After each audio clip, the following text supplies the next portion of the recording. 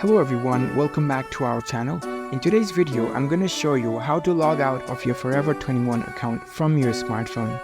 It's a very quick and easy process, so let's get started. First of all, unlock your phone and make sure you are connected to the internet and head over to your preferred web browser. Once you're on your browser, navigate to the Forever 21 website.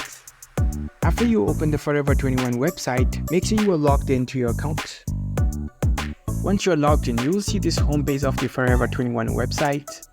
Now in order to log out, here you can see your profile icon at the top right corner of your screen. Tap on it. Once you are in your profile page, here you can see the My Account with the drop down list. Tap on it. Now scroll down a little bit and here you can see the sign out option. Tap on it. And there you go, you've successfully logged out of your Forever 21 account on your smartphone. If you found this video helpful, don't forget to give it a thumbs up and subscribe to our channel for more tech tips. Thank you for watching.